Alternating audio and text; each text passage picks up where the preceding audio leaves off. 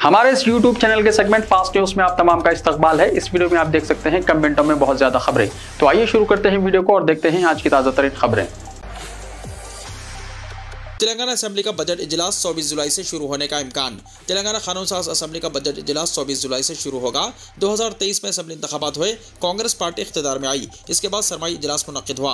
Budget इजलास के इनेकाद के सिलसिले में असेंबली स्पीकर प्रसाद कुमार ने आज असेंबली में जायजा इजलास मुनक्किद किया। इजलास में government web, chief secretary, DGP और दीगर अफसरान ने शिरकत की। मरकजी हुकूमत इस महीने की 23 तारीख को कौमी बजट पेश करने जा रही है। डिप्टी चीफ मिनिस्टर और वजीर फाइनेंस भट्टी विक्रमार्का ने पहले ही कहा था कि रियासती बजट मरकजी बजट के मुताबिक तैयार किया जाएगा। दरियास्ता अभी ये वाज़ेह नहीं किया गया है कि बजट इजलास कितने दिनों के लिए मुनक्किद होगा। पुलिस लाठियों से जख्मी BRS कायदीन से KTR की मुलाकात। BRS के कारगुजार सदर तारक रामाराव ने जुमेरात को पुलिस की लाठियों से जख्मी होने वाले BRSV कायदीन से मुलाकात की। गुज़िश्ता रोज़ DSC और ग्रुप एग्जाम्स मुलतवी करने के मुतालिबे पर उस्मानिया यूनिवर्सिटी में एहतजाज और धरने करने वाले इन कायदीन पर पुलिस ने लाठियों से हमला करते हुए जख्मी कर दिया था। जख्मी स्टूडेंट लीडर से तारक रामाराव ने नंदी नगर में मुलाकात की और उनकी सेहत से मुताल्लिक़ मालूमात हासिल की। इस मौके पर कारगुजार सदर तारक रामाराव ने तलबा और बेरोजगार नौजवानों के मसाइल पर लड़ने वाले इन कायदीन के जज्बे को सराहा। उन्होंने कहा कि कांग्रेस हुकूमत आने के बाद आपकी लड़ाई का जज्बा कई मौके पर देखा गया। जब पोचाराम श्रीनिवास रेड्डी ने पार्टी से इन्हिराफ किया तो उस वक्त भी आप लोगों ने पुलिस की लाठी खाई। इसी तरह ग्रुप इम्तिहान और DSC को मुलतवी करने पर एहतजाज करते हुए परेशान हाल बेरोजगार नौजवानों की हौसला अफजाई की है।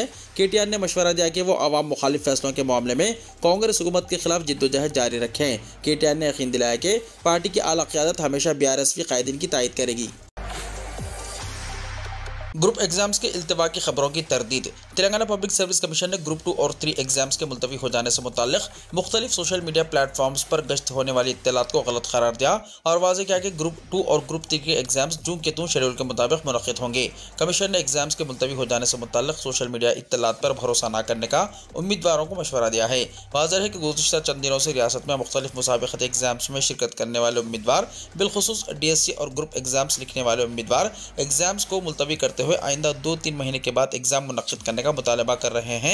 इस सिलसिले में ये उम्मीदवार मुख्तलिफ तरीक़ों से धरने और एहतजाज मुनज़्ज़म कर रहे हैं। इस पस मंज़र में सोशल मीडिया पर ग्रुप एग्जाम्स मुलतवी हो जाने की अफवाहें फैलाई जा रही हैं, जिसकी कमीशन ने मज़म्मत करते हुए वजाहत की है। हैदराबाद में प्रॉपर्टी के रजिस्ट्रेशन से आमदनी में ज़बरदस्त इजाफा। दोनों शहरों हैदराबाद और सिकंदराबाद बिलखुसूस हैदराबाद मेट्रोपॉलिटन डेवलपमेंट अथॉरिटी और JHMC के हुदूद में प्रॉपर्टीज़ के रजिस्ट्रेशन से होने वाली आमदनी में गुज़िश्ता 7 महीने के दौरान इजाफा रिकॉर्ड किया गया है और जारिया सहमाही के दौरान भी इसमें इजाफे के इम्कान पाए जाते हैं।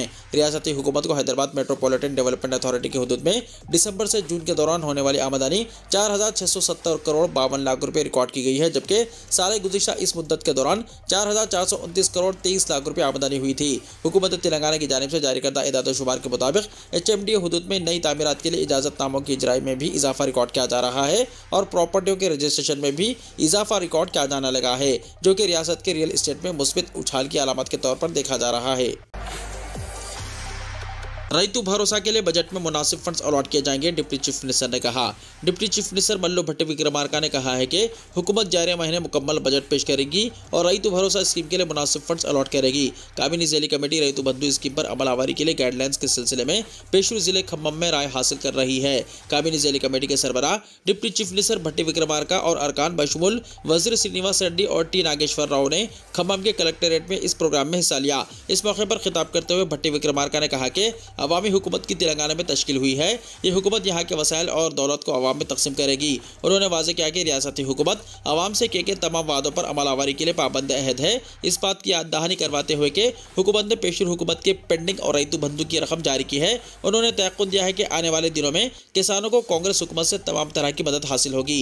रियासती हुकूमत किसानों के नज़रिए के मुताबिक आगे बढ़ना चाहती है। वो तमाम तजावीज़ और नज़रियात पर गौर करते हुए किसानों के मफाद में मुनासिब फैसला करेगी। अखिलतिया खामती स्कूलों में 25,000 सीटें खाली, दाखिले जारी। तेलंगाना अखिलतिया खामती स्कूल सोसाइटी के तहत स्कूल्स और जूनियर कॉलेजेस में एडमिशन का सिलसिला जारी है।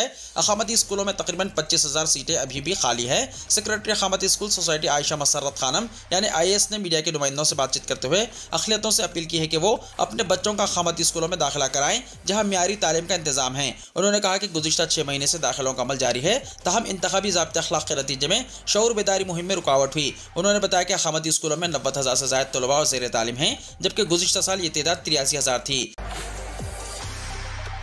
इंटरमीडिएट के स्टूडेंट्स के लिए मरकजी स्कॉलरशिप्स के अदखाल का मौका।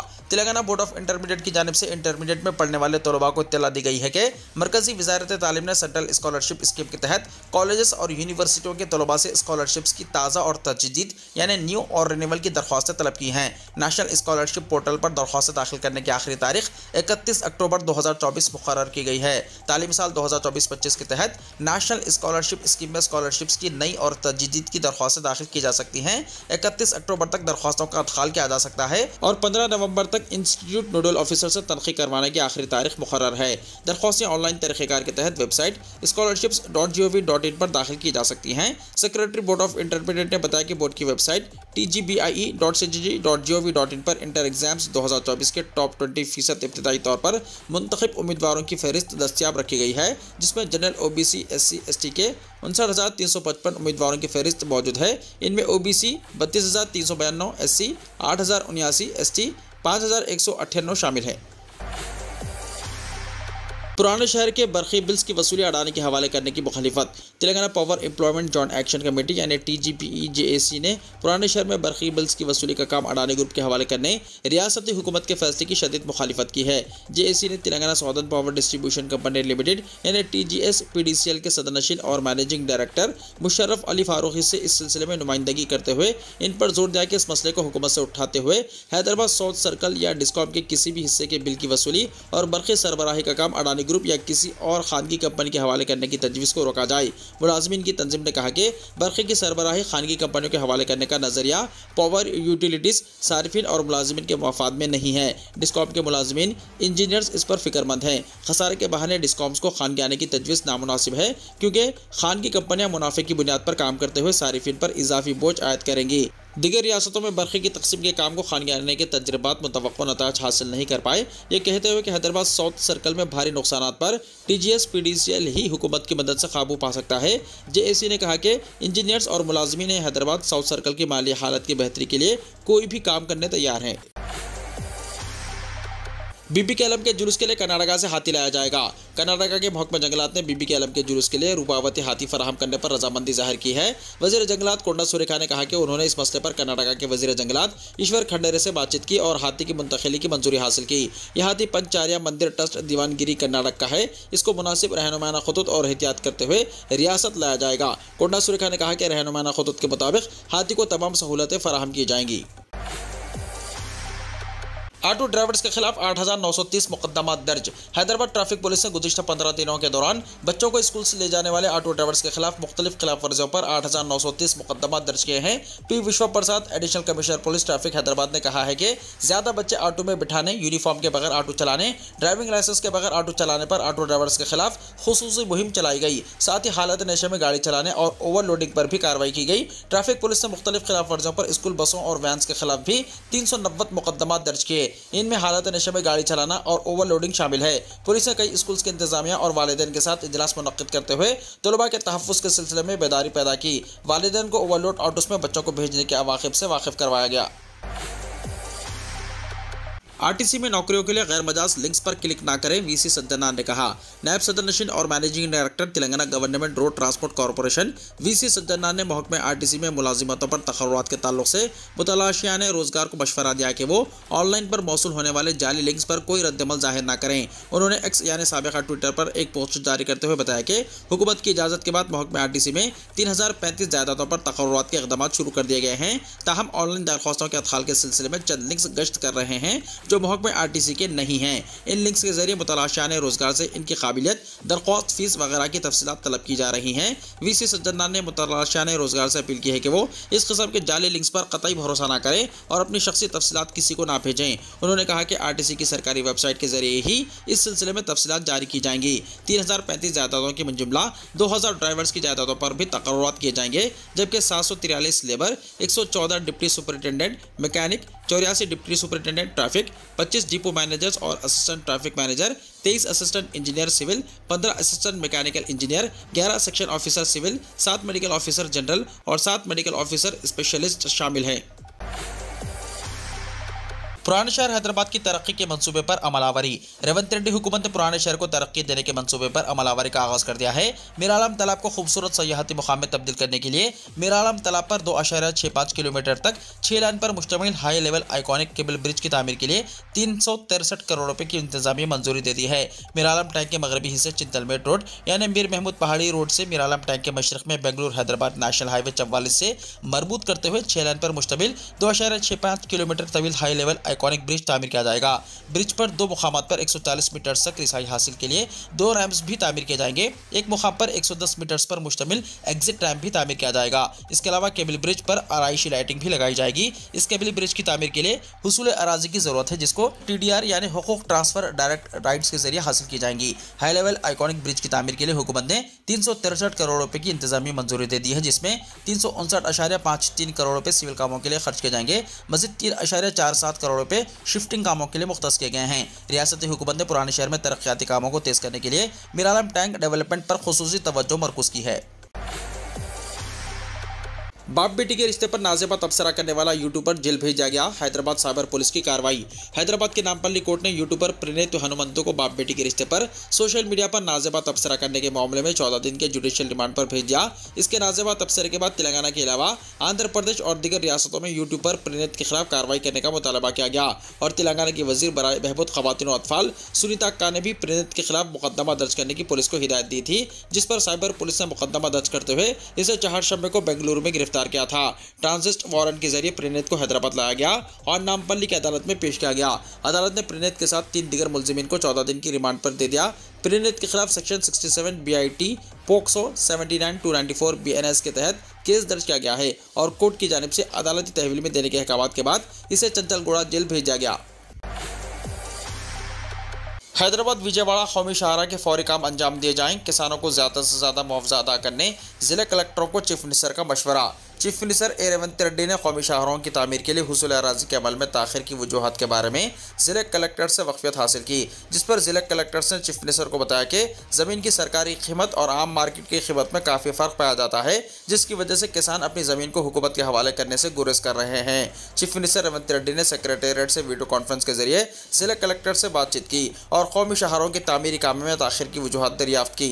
बाद उन्होंने जिला कलेक्टर्स को मशवरा दिया कि वो इंसानी हमदर्दी की बुनियाद पर किसानों से अराजी हासिल करें। उन्होंने कवायद के मुताबिक किसानों को ज़्यादा से ज़्यादा मुआवजा फराहम करने का भी मशवरा दिया। चीफ मिनिस्टर ने जिला कलेक्टर्स को हिदायत दी है कि वो शाहराहों की तामीर में अपनी ज़मीनों से महरूम होने वाले किसानों को तलब करते हुए इनसे बातचीत करें। चीफ मिनिस्टर ने मरकजी और रियासती हुकूमतों के अलावा national highway authority of India के साथ सहरुखी मुआहदा करने का भी मशवरा दिया। चीफ मिनिस्टर ने ओहदेदारों को हिदायत दी है कि वो आरमोर नागपुर कॉरिडोर के लिए सरकारी ज़मीन मुख्तस करें, हैदराबाद मन्नेगुड़ा के कामों को जल्द से जल्द शुरू करें। इसके अलावा हैदराबाद टू विजयवाड़ा कौमी शाहरों के तोसी कामों को फौरी अंजाम देने पर जोर दिया। इस मौके पर ओहदेदारों ने बताया कि हैदराबाद विजयवाड़ा शाहरा के तोसी कामों को 2 महीने के अंदर शुरू किया जाएगा। इस वीडियो कॉन्फ्रेंस में चीफ मिनिस्टर के हमरा रियासती वजीर कोमटिरेड्डी वेंकट रेड्डी, चीफ सेक्रेटरी शांति कुमारी मौजूद थी। जजेस की तफसीलात का इंकशाफ ना किया जाए, फोन टैपिंग केस में मीडिया को तेलंगाना हाईकोर्ट की हिदायत। तेलंगाना हाईकोर्ट ने फोन टैपिंग केस के सिलसिले में मीडिया के लिए हिदायत जारी की है। 4 शंबे को हाईकोर्ट में इस केस पर समाअत हुई, जिसके दौरान उबूरी अहकाम जारी करते हुए मीडिया से कहा गया है कि वो फोन टैपिंग केस में सब्र और तहम्मुल का मुजाहरा करे और उन जजेस की तफसीलात का इंकशाफ ना किया जाए जिनके फ़ोन टैप किए गए हैं। यहाँ इस बात का जिक्र बेमहल ना होगा कि गिरफ्तार शुदा पुलिस ओहदेदारों के अखबारी बयान के मुताबिक पेशुर BRS के दौरे हुकूमत में कई सियासतदानों के अलावा हाईकोर्ट के जजेस के फ़ोन भी टैप किए गए थे। अखबारी इत्तलात पर अज़ खुद कार्रवाई करते हुए क़ब्ल हाईकोर्ट ने फोन टैपिंग के इल्जामात पर समाअत का फैसला किया था। पुलिस ने क़ब्ल जिन आला पुलिस ओहदेदारों को गिरफ्तार किया था, पूछताछ पर उन्होंने इंकशाफ किया कि जजेस के भी फ़ोन टैप किए गए थे। हाईकोर्ट ने मीडिया से कहा कि वो इन जज साहिबान के नामों का इस्तेमाल ना करें जिनके फ़ोन टैप किए गए हैं। हाईकोर्ट ने मीडिया को हिदायत की है कि वो इन जज साहिबान के फ़ोन नंबरात, अफराद ख़ानदान के नाम और तस्वीर का इंकशाफ ना करें। अदालत ने मीडिया की तंजीमों को हिदायत की है कि वो जज साहिबान की शख्सी ज़िंदगियों में मदाखलत ना करें। बाद इस केस की समाअत 23 जुलाई तक मुलतवी कर दी गई। पुलिस में 120 स्पेशल ऑफिसर्स के लिए दरख्वास्तों की तलबी। हैदराबाद सिटी पुलिस ने आर्जी बुनियादों पर 120 स्पेशल पुलिस ऑफिसर्स के लिए दरख्वास्तें तलब की है। यह मौका साबिक फौजियों, साबिक नीम फौजी अमला और मौज़फ़ मुलाजिमीन पुलिस के लिए होगा। हद उम्र 1 अगस्त 2024 को 58 बरस से कम होनी चाहिए। अंदरून 2 साल सबकदोश होने वाले मुलाजिमीन पुलिस अहल होंगे। उनकी उम्र 61 बरस से ज़ायद नहीं होनी चाहिए। मौज़फ़ मुलाजिमीन पुलिस के पास रिहायशी पता जैसे Aadhaar card, voter ID card और ड्राइविंग लाइसेंस होना चाहिए। दरख्वास्त गुजारों को असल सर्टिफिकेट्स और नकल बशमुल डिस्चार्ज पासबुक, डिस्चार्ज सर्टिफिकेट या रिटायरमेंट ऑर्डर के साथ साथ Aadhaar card, PAN card, driving licence दाखिल करना होगा। दिलचस्पी रखने वाले उम्मीदवार शख्सी तौर पर एसपीओ ऑफिस CAR हेडक्वार्टर्स पेटला बुर्ज में दरख्वास्त दाखिल कर सकते हैं। फोन कॉल्स के जरिए मौसूल होने वाली दरख्वास्तें कबूल नहीं की जाएंगी। नीट यूजी 2024 सुप्रीम कोर्ट ने एग्जाम के दोबारा इनेकाद की दरख्वास्त पर समाअत 18 जुलाई तक मुलतवी कर दी। सुप्रीम कोर्ट ने बड़े पैमाने पर मुबैना बददियानती और दीगर बेज़ाब्तियों की वजह से मेडिकल में ग्रेजुएट सतह की तालीम के दाखिले के लिए 5 मई को होने वाले कौमी अहलियती दाखिला टेस्ट यानी नीट यूजी 2024 मनसूख करके इसके दोबारा इनेकाद की दरख्वास्तों पर अपनी समाअत जुमेरात को 18 जुलाई तक मुलतवी कर दी। चीफ जस्टिस DY चंद्रचूड़ और जस्टिस JP पारदीवाला और मनोज मिश्रा की बेंच ने समाअत की अगली तारीख तय करते हुए कहा कि इस बेंच के अलावा कुछ और अर्जी गुजारों ने अब तक मरकजी हुकूमत और एग्जाम्स का इनेकाद करने वाली बॉडी नेशनल टेस्टिंग एजेंसी यानी NTA के जरिए चारशंबे को दायर हलफनामे पर गौर नहीं किया है, इसलिए इस मामले को 18 जुलाई तक मुलतवी किया जाता है। महंगाई की मार, आसमान छूने लगे सब्जियों के दाम, बावर्ची खाने का बजट खराब। गुज़िश्ता 2 हफ्तों से सब्जियों की कीमतें आसमान को छूने लगी हैं और बढ़ती कीमतों ने आम आदमी का बजट खराब कर दिया है। हर साल बारिश के मौसम में सब्जियों की कीमतें बढ़ जाती हैं, इस बार भी इजाफा हुआ है। लोगों को गर्मी से कुछ मोहलत मिल गई होगी, लेकिन सब्जी मंडी अब गर्म होना शुरू हो गई है। NDTV की रिपोर्ट के मुताबिक टमाटर के दाम बढ़ गए हैं और आलू भी अपनी आसमान छूती कीमतों से आम लोगों को परेशान कर रहा है। भिंडी और लौकी की कीमतों में भी बेपनाह इजाफा देखने में आया है। लोगों को 2 बार मारा जा रहा है। राशन का सामान पहले ही महंगा हो गया है, अब बारिश में सब्जियां भी महंगी हो रही है। रिपोर्ट के मुताबिक जो लहसुन पहले 100 से 150 रुपए में मिल जाता था वो आज 250 से 300 रुपए फी किलोग्राम हो गया है। अदरक 250 रुपए फी किलो है। बाजार में सब्जी खरीदने वाली एक खातून ने कहा कि सब्जियां बहुत महंगी हो गई हैं, 2000 रुपए लेकर आओ, उनका पता भी नहीं चलता कि कहाँ खर्च हो गए। टमाटर, आलू, प्याज सब कुछ महंगा हो गया है। एक तरफ सब्जियों की कीमतों से लोग परेशान हैं, दूसरी तरफ बारिश से सब्जियों को भी दोहरा झटका लगा है। एक तरफ सप्लाई का बहरान है तो दूसरी तरफ बारिश के मौसम में प्याज और टमाटर समेत कई सब्जियां खराब होने का खतरा है। इसका बराह रास्त असर उनकी कीमतों पर पड़ रहा है। सब्जियां 2 हफ्ते पहले की निस्बत दुगनी महंगी हो गई हैं। अब टमाटर 80 रुपए फी किलो, आलू 40 रुपए किलो, प्याज 50 रुपए फी किलो, लौकी 50 रुपए फी किलो और भिंडी 60 रुपए फी किलो फरोख्त हो रही है और करेला 60 रुपए तक पहुंच गया है। एक आलू प्याज बेचने वाले ने कहा कि आलू की कीमत में आधे का फर्क है, पहले ये 10 से 15 रुपए थी, आज 35 से 40 रुपए है। टमाटर बेचने वाले ने बताया कि टमाटर की कीमत 70 रुपए फी किलो है। गर्मी की वजह से टमाटर सड़ गया, अब आने वाले टमाटरों पर फ्रेट और टैक्स वसूल किया जा रहा है। माल भी कमा रहा है, पहले 10 गाड़ियां आती थी, अब 2 गाड़ियां आ रही है। इससे यकीनन फर्क पड़ेगा, इसलिए महंगाई है। जब ज्यादा सामान आएगा तो खुद ब खुद सस्ता हो जाएगा। राजनाथ सिंह की अचानक तबीयत हुई खराब, दिल्ली के एम्स अस्पताल में चल रहा है इलाज। वजीर दिफा राजनाथ सिंह की तबीयत जुमेरात 11 जुलाई को अचानक बिगड़ गई, जिसके बाद इन्हें दिल्ली एम्स के न्यूरो सर्जरी डिपार्टमेंट में दाखिल कराया गया। जराये के मुताबिक इन्हें कमर में दर्द की शिकायत के बाद एम्स में दाखिल कराया गया था। फिलहाल इनकी हालत बेहतर है। वजीर दिफा राजनाथ सिंह ने 10 जुलाई 2024 को अपनी 73वीं सालगिरह मनाई। मुल्क के तमाम लीडरों ने इन्हें मुबारकबाद दी थी। महंगाई में मोदी पेट्रोल डीजल के नाम पर आवाम को लूट रहे हैं। कांग्रेस ने एदाद-ओ-शुमार पेश करके मोदी हुकूमत पर किया हमला।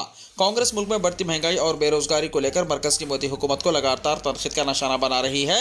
आज अपोजिशन की सबसे बड़ी पार्टी कांग्रेस ने बढ़ती महंगाई के लिए पेट्रोल और डीजल की कीमत में हो रहे इजाफे को जिम्मेदार ठहराया। साथ ही कांग्रेस का कहना है कि महंगाई में पीएम मोदी पेट्रोल और डीजल के नाम पर आवाम की जेब काट रहे हैं।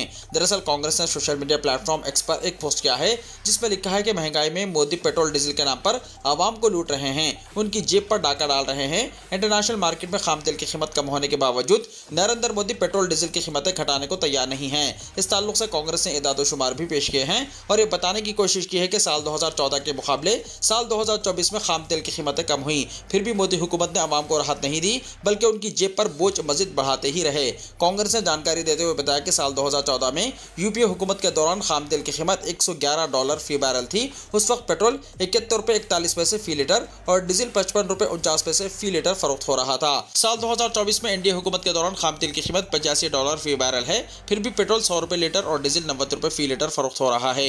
यानी खाम तेल की कीमत 2014 के मुकाबले साल 2024 में 23% कम हो गई है। इसके बावजूद पेट्रोल की कीमत 40% और डीजल की कीमत 80% तक बढ़ा दी गई है। कांग्रेस ने अपने सोशल मीडिया पोस्ट में लिखा है कि वो यानी पीएम मोदी तो पेट्रोल डीजल को महंगा फरोख्त करके आवाम को महंगाई का दोहरा झटका दे रहे हैं और सरकारी खजाना भर रहे हैं। डीजल की बढ़ती कीमत का सीधा असर सामानों की माल ढलाई पर पड़ता है, जिससे सामानों की कीमत भी बढ़ जाती है। इन महंगे सामानों का बोझ भी आवाम पर ही पड़ता है, जिसे हुकूमत से कोई राहत नहीं दी जाती है। आखिर में कांग्रेस ने यह भी लिखा है कि सच है, नरेंद्र मोदी को आवाम की तकलीफों से कोई फर्क नहीं पड़ता, वो अपनी मौज में मस्त हैं।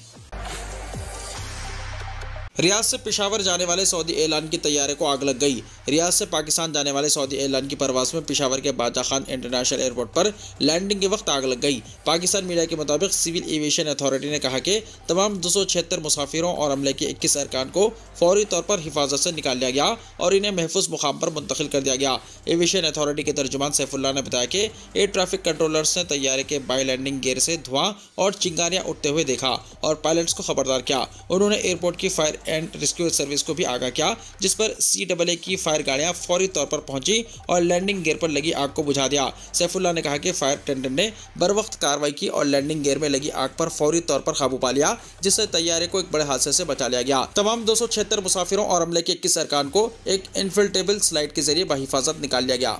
सऊदी ने वजाहत की है कि इसके तैयारे ने रियाद से पेशावर जाने वाली परवाज SV792 पर पाकिस्तान में पेशावर इंटरनेशनल एयरपोर्ट पर लैंडिंग के दौरान एक टायर से धुआं निकलने का तजुर्बा किया।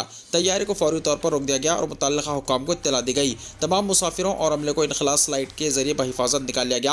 हादसे के बावजूद कोई जानी नुकसान नहीं हुआ। सिविल एविएशन अथॉरिटी और फायर ब्रिगेड ने तेजी से काम किया, धुआं निकला और सबकी हिफाजत को यकीनी बनाया। वीडियो को लाइक शेयर कीजिए और हमारे इस YouTube चैनल को सब्सक्राइब करते हुए इसके बेल आइकॉन को भी प्रेस कर लीजिए ताकि ऐसी ही ताज़ा तरीन खबरें आइंदा भी आपको मिलती रहे।